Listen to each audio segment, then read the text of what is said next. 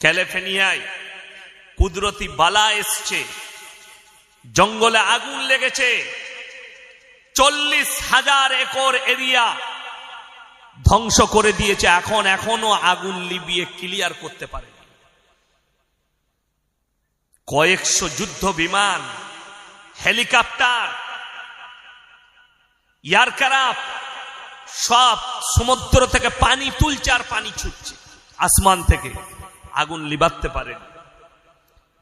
পৃথিবীর দামি দামি হলিউডের স্টার, যাদের বাড়িগুলো দাঁড়িয়ে পুড়িয়ে ছাই হয়ে গেল, কোটি কোটি টাকার বলছে এত টাকা লস হয়েছে, এতগুলো প্রাণ চলে গেছে। আমেরিকার ওই ক্যালিফোর্নিয়ায় যে পৃথিবীর কয়েকটা দেশের জিডিপির থেকেও বেশি টাকা লস হয়েছে।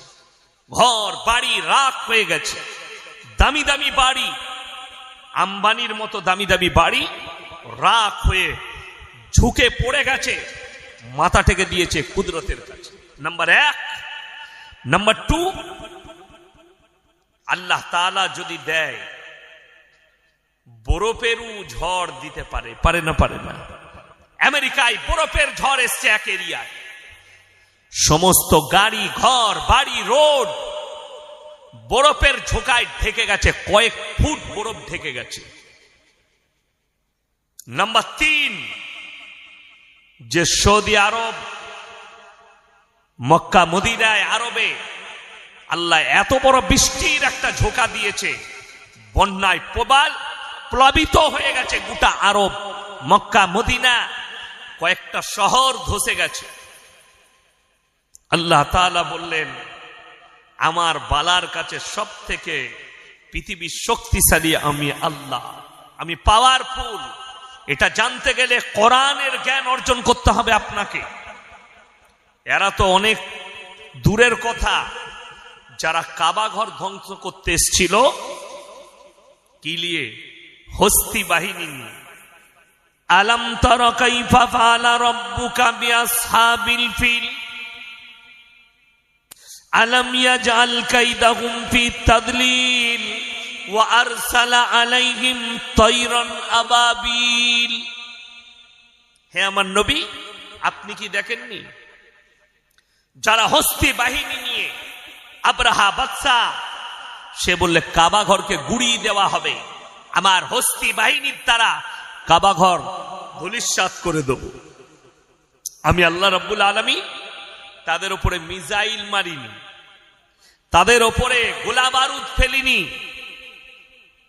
আমি খালি একটা পাখি পাঠিয়েছি আবাবিল, আর তাদেরকে হুকুম দিয়েছি মুখে করে পাথর তুলো আর আসমান থেকে তাদের উপরে নিক্ষেপ করো।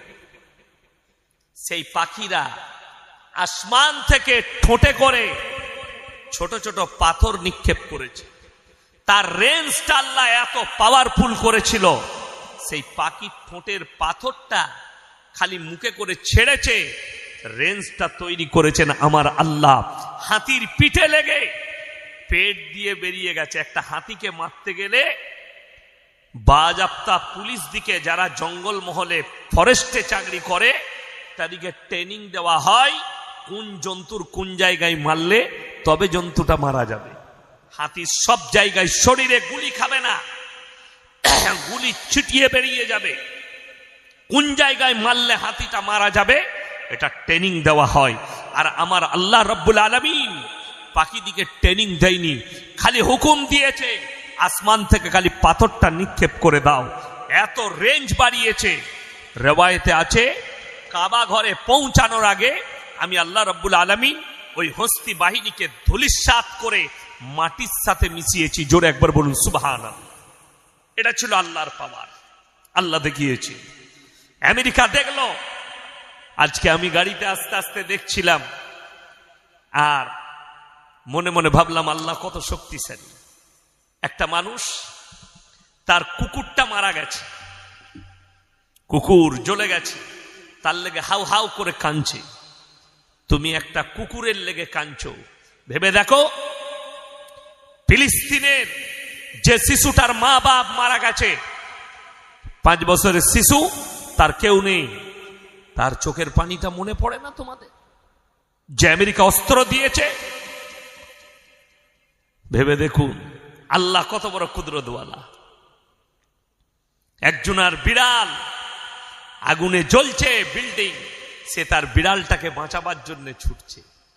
তাহলে ভেবে দেখুন, যে মায়ের কোল খালি হয়েছে, চোখের সামনে ফিলিস্তিন গাজায় যে শিশুগুলো মারা গেছে মায়ের কোল থেকে, তাদের চোখের পানিটা কি? যে মা বোমের তারা বাচ্চার পা দুটো চলে গেছে, কোলে করে নিয়ে পাহীন বাচ্চাকে নিয়ে ছুটছে হসপিটালের দিকে, সেই মায়ের চোখের পানিটা একবার মনে করো। এই তো আল্লাহর কুদরতি বালা শুরু হয়েছে,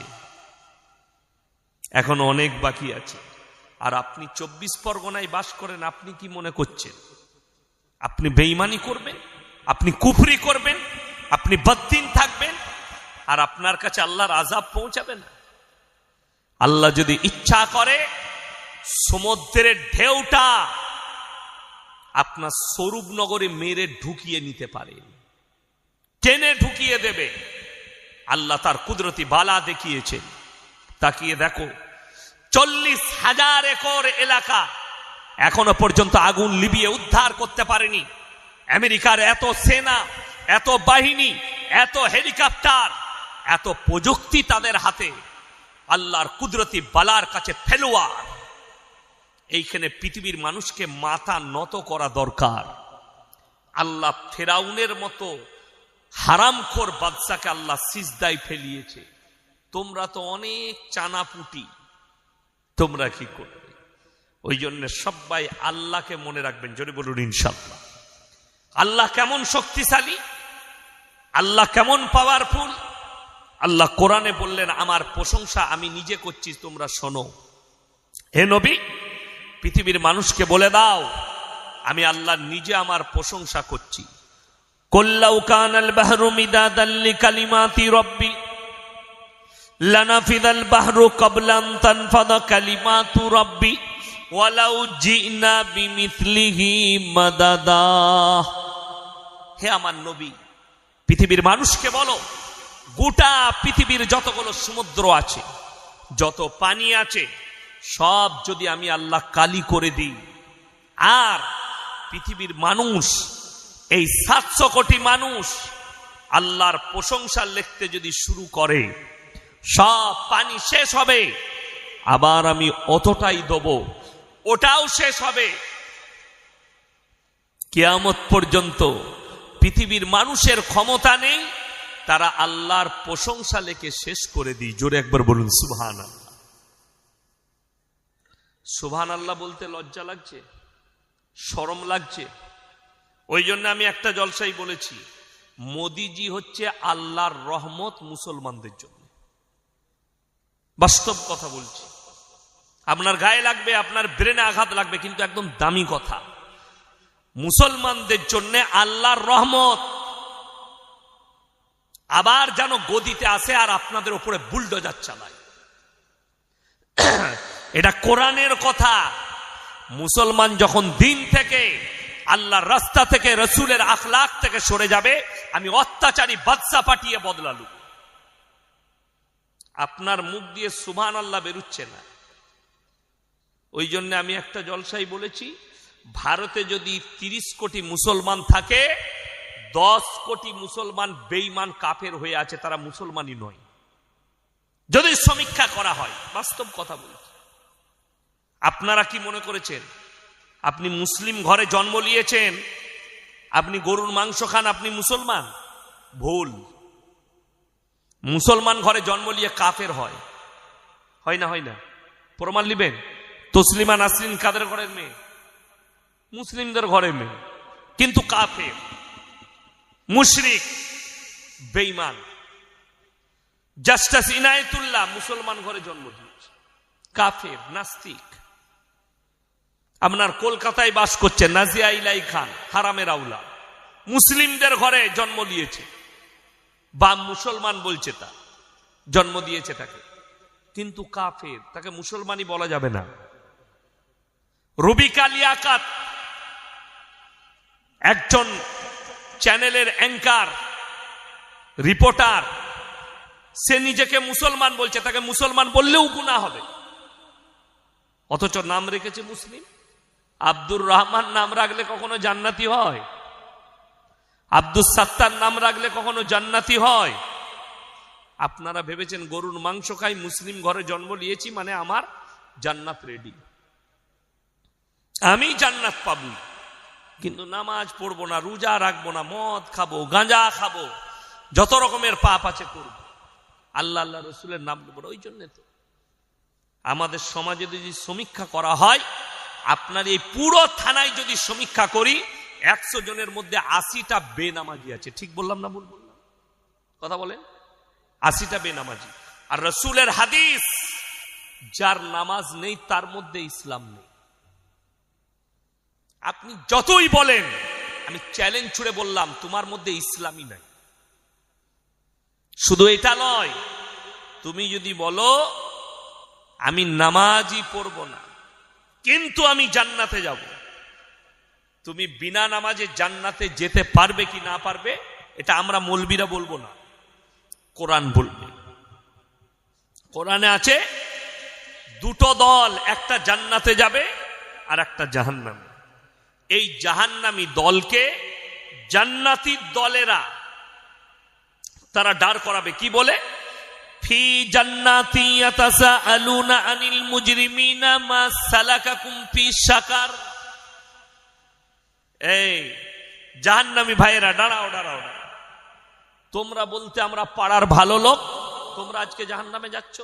তাদের 1 নম্বর উত্তর হবে ক্বালু লাম নাকু মিনাল মুসাল্লিন, আমরা মুসল্লিদের মধ্যে ছিলাম না, আল্লাহ তাই আমাদেরকে জাহান্নামে পাঠিয়েছে। আর আপনি বলছেন আমি বেনামাজি জান্নাতে যাব, আপনি বলছেন জীবনে নামাজ পড়বো না জান্নাত পাবো। আর যদি মনে করেন জলসা দেবো, মিলাদ পড়াবো হুজুর দিকে দিয়ে, ইসালে সাহাবের মিলাদ পড়িয়ে জান্নাতে যাব, তোর হুজুরও মার খাবে, তুও খাবি। এটা লিখে নিয়ে যাও যে হুজুর তোমাকে বেনামাজি হওয়ার পরে তোমাকে জান্নাতে ভরতে যাবে, সে হুজুর আগে মার খাবে, সে যত বড়ই হুজুর হোক। আর বাপের বেটা থাকলে স্টেজে ডেকে নিয়ে এসে দিয়ে তাকে বলো কলম করে কোরআনের এই আয়াতটা কেটে দিয়ে যায়, যেখানে আল্লাহ তাআলা বললেন যে শোনো, তারা উত্তর দেবে ক্বালু লাম নাকু মিনাল মুসাল্লিন, আমরা মুসল্লিদের মধ্যে ছিলাম না, ওয়া লাম নাকু নুতিমুল মিসকিন, আর মিসকিনকে খানা খাওয়াইতাম না, তাই আল্লাহ জাহান্নামে পাঠিয়েছে। ইমানদারির সঙ্গে বলুন, আপনারা বললেন হাত তুলে আমরা কোরআনকে বিশ্বাস করি। কোন ব্যক্তি যদি কোরআন বিরোধী কাজ করে, সে আর ইমানদার থাকবে? কথা বলে না এরা, থাকবে না। বললেন আচ্ছা সুদ হারাম না হালাল? কথা বলে না, হারাম। তাহলে আশা করি আপনাদের এখানে কোনো সুদখোর নাই, এরপরে আর কথা বলবে না, আমি তো জানি। অথচ মুসলিমদের মধ্যে সুদখোর আছে না নাই? কথা বলে, কোরআনে আছে ওয়াহাল্লাল্লাহুল বাইয়া ওয়া হাররামার রিবা, সুদকে হারাম করেছি, ব্যবসাকে হালাল করেছি।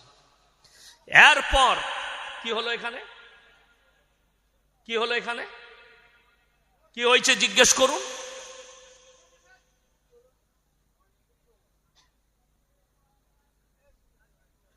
জলসা কিসের জন্য করেছেন আপনারা? কমিটি ছেলেরা কই?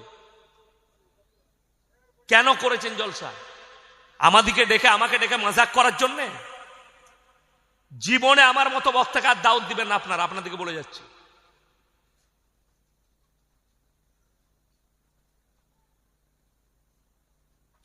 মজাক বানানোর জন্য করেছেন?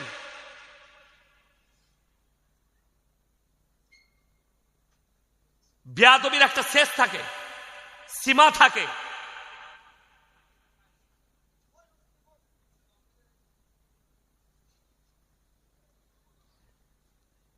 একটা মাজমা করছে, এত বেয়াদব আমি কোথাও দেখিনি।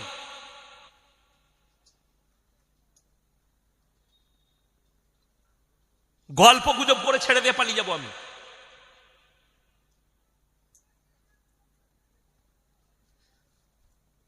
আমার মাথায় ঢুকে গেল এই স্বরূপনগরে আর জীবনে দাও তুলব না। আজ কি শেষ তোমাদের জলসা?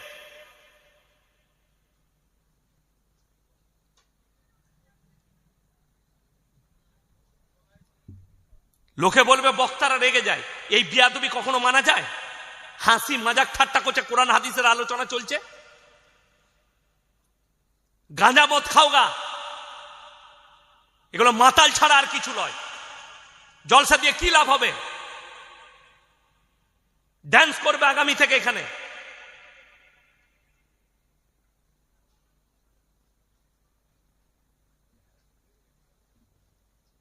বিয়াদবির একটা সীমা থাকা চাই। ইয়ারকি মারা পেয়েছে, অন্য বক্তাকে ডেকে সব মজাক করবে। আমি গল্প গুজব করা বক্তা নয়, আর সময় নষ্ট করা যে দরুদ পড়ে পড়ে রাত কাটাবো আর গজল পড়ে রাত কাটাবো। আমি গজল পড়িও না।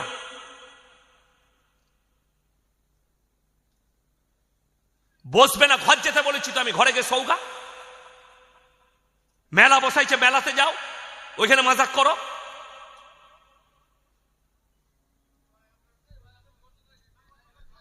ভাই দরুদ শরীফ পড়ুন। আল্লাহুম্মা সাল্লি আলা মুহাম্মাদিন ওয়া আলা আলি মুহাম্মাদ কামা সাল্লাইতা আলা ইব্রাহিম ওয়া আলা আলি ইব্রাহিম ইন্নাকা হামিদুম মাজিদ। আল্লাহুম্মা বারিক আলা মুহাম্মাদিন ওয়া আলা আলি মুহাম্মাদ কামা বারাকতা আলা ইব্রাহিম ওয়া আলা আলি ইব্রাহিম ইন্নাকা হামিদুম মাজিদ। কোরআনে আছে সুদ তোমাদের জন্য হারাম। এরপরে এটা জানার পরে যে ব্যক্তি সুদ খেলো সে আল্লাহর সঙ্গে যুদ্ধ ঘোষণা করলো। করলো না করলো না? করলো। রাসূলের হাদিস, কোন ব্যক্তি যদি 1 টাকা সুদ খায়, নিজের মায়ের সঙ্গে সর্বনিম্ন পাপ 36 বার জিনা করার সমান পাপ হবে। জোরে বলুন নাউজুবিল্লাহ। যারা সুদ খায়, সুদখোর আছেন, তাদেরকে বলছে আপনি চিন্তাধারা নেবেন। আমার কিন্তু চাকরি যাবার ভয় নাই, আমি ওই জন্য কোথাও মাপকাঠি করে কথা বলি না। আর আমাকে বলে দিবে কমিটির ছেলে হুজুর এই বায়ান করবেন না, আমি মানি না। আমি আমার বক্তব্য দেব, সুদ গাঁজা মদ, সমাজ পরিবর্তনের দরকার আছে। গল্প গুজব অনেক শুনেছেন, আজকে এই গল্প গুজব করার কারণে স্টেজগুলো আজকে আমাদের কওমের পরিবর্তন হয়নি। জলসা দেয়, বক্তা আছে, গল্প গুজব করে, মজাক করে, চলে যায়। জলসা হয়ে গেল, হুজুরের গলা ভালো ছিল, ফায়দা কি পেলি? কিচ্ছু পাই না, খালি বিরিয়ানি খাওয়া হয়েছে।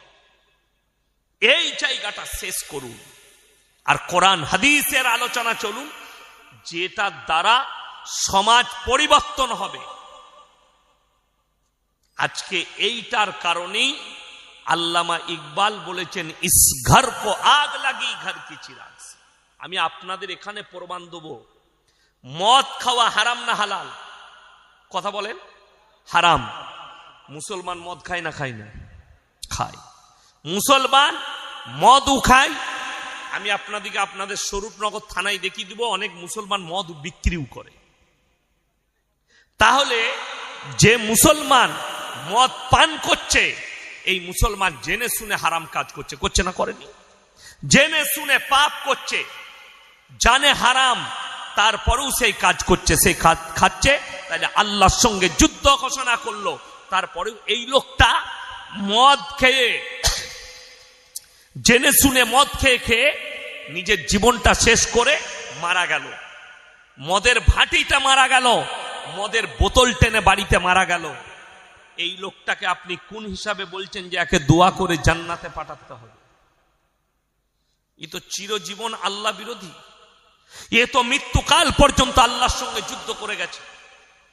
আল্লাহ হারাম করেছে, কিন্তু এই হালাল করে খাচ্ছে, অথচ সে নিজেকে মুসলমান বলে দাবি করছে। আপনারা বলুন, দাড়ি রাখা হারাম না দাড়ি কাটা হারাম? কথা বলে না? দাড়ি কাটা হারাম। আমি আপনার এই গ্রামে দেখিয়ে দেবো, 100টার মধ্যে 80টা দাড়ি চাচা লোক, বেশি হবে তাও কম নয়, ঠিক কিনা? সমস্যা কোথায়?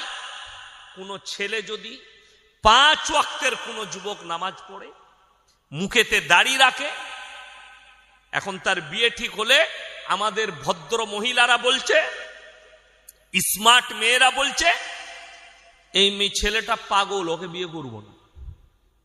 খেপা, দাড়ি রেখেছে, নামাজ পড়ে মানে খেপা। কাকে বিয়ে করবে ও? শুয়োরের মতো চুল কাটতে হবে, গাঁজা মদ খেতে হবে, হাতে চেন থাকবে, গলায় মাস্তানের মতো চেন থাকবে, কান ফুটো করে একটা বালি পড়বে, বলে এই ছেলেটা স্মার্ট। অথচ বুখারী শরীফের রেওয়ায়েতে আছে যে পুরুষ, যে ছেলে নারীর মতো রূপ ধারণ করবে, হাতে বালা পড়বে, হাতে চেন পড়বে, কানে ফুটো করবে, মেয়েদের মতো চালচলন করবে, কিয়ামতের দিনে আল্লাহ বলবেন তুমি রূপ পরিবর্তন করে দেখাও। তারা বলবে আমরা ব্যর্থ। আল্লাহ তাদেরকে জাহান্নামের রাস্তা অতিক্রম করাবে। আপনি কি করে দিন বুঝলেন? তার কারণ একটাই, সকল মুসলমান জানে, এটা মুখে মুখে জানে, আমলে নাই। মুসলমান আমল কোনগুলো করে জানেন? যেগুলো ইসলামী শরীয়তে গুরুত্ব নাই তার আমলটা বেশি। যেগুলো ফরজ, যেগুলোর গুরুত্ব আছে, ফরজ ওয়াজিব, এগুলো আমল করে। এইটা হচ্ছে মুসলমানের সমস্যা। শবে বরাত আসছে, নফল নামাজ নিয়ে মারামারি করবে, ঠিক কিনা?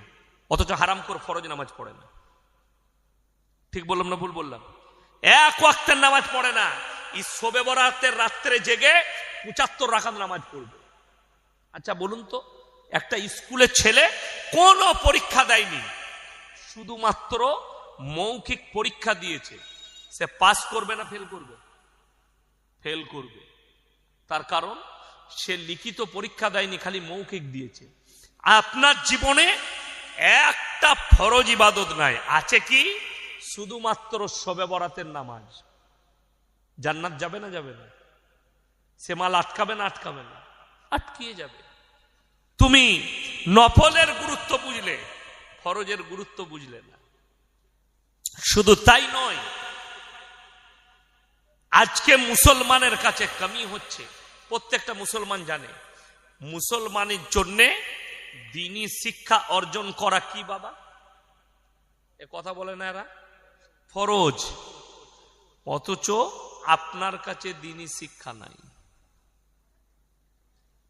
90টা মুসলমানের কাছে দ্বীনি শিক্ষা নাই, আর যার কারণে আপনার হারাম হালাল বিচার করার, চুজ করার ক্ষমতা নাই।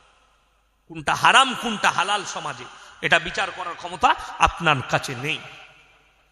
যার কারণে বেঈমান কাফেররা কামিয়াবি লাভ করেছে, আমরা নাকাম। আপনার সম্পর্ক আলেম থেকে বিচ্ছিন্ন, কোরআন থেকে বিচ্ছিন্ন, রাসূলের আদর্শ থেকে বিচ্ছিন্ন।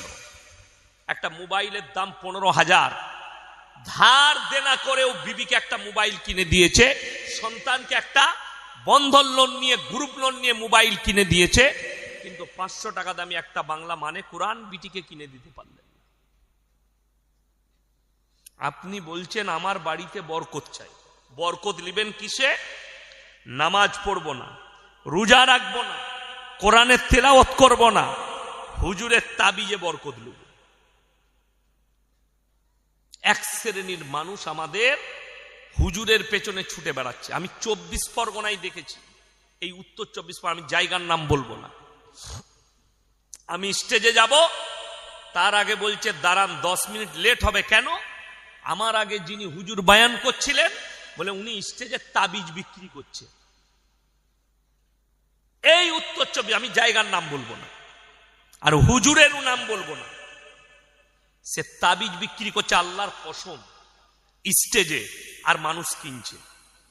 এই তাবিজটা ছেলে হবে 501 টাকা দাম, এই তাবিজটায় ক্যান্সার ভালো হবে 2101 টাকা দাম। এইভাবে তাবিজগুলো স্টেজে বিক্রি করছেন।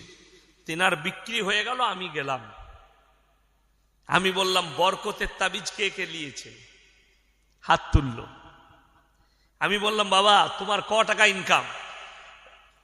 হুজুর মাসে আমি 30,000 ইনকাম করি। আলহামদুলিল্লাহ, 30,000 ইনকামটাই কম পড়েছে, তাই বরকতের তাবিজ নিবে। আমি বললাম তোমার ইমামের বেতন কত? 6,000।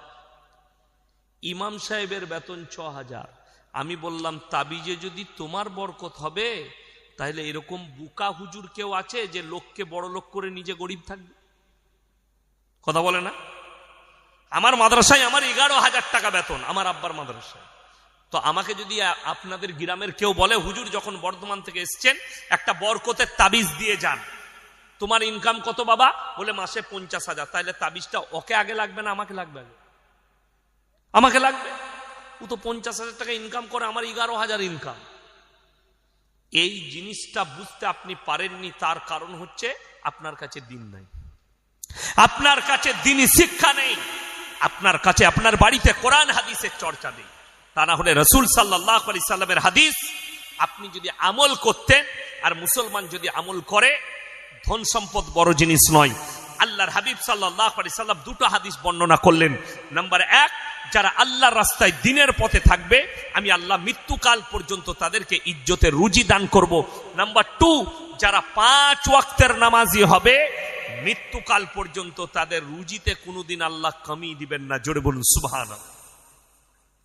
আমাদের সমাজের লোক মসজিদে দোয়া কি করে?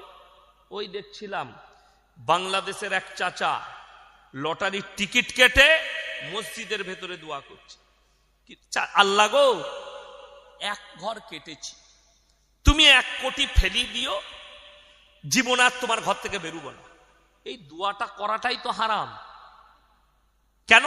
হারাম জিনিস দিয়ে আল্লাহর কাছে পবিত্র আল্লাহর কাছে সে চাইছে, অথচ জিনিসটা হচ্ছে হারাম জিনিস। এ নিজেই জানে না। কেন? সেই চাচার জ্ঞান নেই যে লটারি কাটাটাই হারাম, তাইলে এর সম্পর্কে আল্লাহর কাছে চাইবো কি? যারা সম্পদের দোয়া চায় তাদের থেকে বড় মূর্খ পৃথিবীতে কেউ নেই। আল্লাহর কাছে দোয়া যেটা চাইবেন, মুমিনের উচিত, মুমিন এবং মুমিনা নারী পুরুষের উচিত আল্লাহর কাছে দোয়া করবে নামাজের পাটিতে, আল্লাহ তুমি আমাকে মৃত্যুকাল পর্যন্ত ইজ্জতের এবং হালাল রুজি দান করো। টাকা থাকতে পারে, রুজির মালিক সকলে বলুন কে? আল্লাহ। টাকা থাকলেই খেতে পাওয়া যায়, রং কথা। টাকা থাকলেই রুজি পাওয়া যায়, রং কথা, ভুল কথা। কোটি টাকার মালিক আপনাকে দেখিয়ে দেবো, কলকাতায় খেতে পাই না, ডাক্তারে নিষেধ করে দিয়েছে কিচ্ছু খাবি না। কি খাবি? বলে খালি বিনা চিনি চা খাগা, 600 গয়কার সুগার। কি খাবে সে? কিছুই খেতে পাবে না, ডাক্তারের নিষেধ। ক্যান্সার হয়েছে, খালি জুস খেতে পাবে, লিভার ক্যান্সার, হজম হচ্ছে, খালি লিকুইড খেয়ে যাও। কোটি টাকার মালিক গলায় ফুটো করে মেশিন দিয়ে খাবার যাচ্ছে। রুজির মালিক আল্লাহর। আপনি মাঠে চাষ করেন, বিবির সঙ্গে এক দস্তরখানে বসে খানা খাচ্ছেন, আল্লাহর শুকর আদায় করবেন। কলকাতায় কোটি টাকার মালিক রাত 2টোয় ঘর ঢুকে মদ খেয়ে 12 মুন্ডা পড়ে, বউ শুয়ে আছে কুকুরের সাথে, আর সে 12 মুন্ডা পরে সই কোথায়? সোপায়, বিবির পাশে শুতেও পাই না। আর আপনি চাষিবাসী লোক, সন্ধ্যেবেলায় সবজি বেচে এসে স্বরূপনগর থেকে একটু আলু বেচে এসে রেশা নামাজ মসজিদে পড়তে পেরেছেন, আর বিবির দস্তরখানে বসে ডাল আলু দিয়ে ভাত খেয়েছেন, আর বিবির গলায় হাত রেখে ফজর পর্যন্ত ঘুমাচ্ছেন, সিজদায় পড়ে কাঁদবেন, আল্লাহ আমার থেকে দামি সুখী আর পৃথিবীতে কেউ নাই। এইটা হচ্ছে সুখ, আর এইটা হচ্ছে হালাল রুজি। টাকা থাকলে ভালো মন্দ খাই। কলকাতায় গিয়ে প্রেসিডেন্টি জেলে একবার পার্থবাবুকে জিজ্ঞেস করে আসুন, স্যার টাকায় কত সুখ? উনি বলে দিবেন।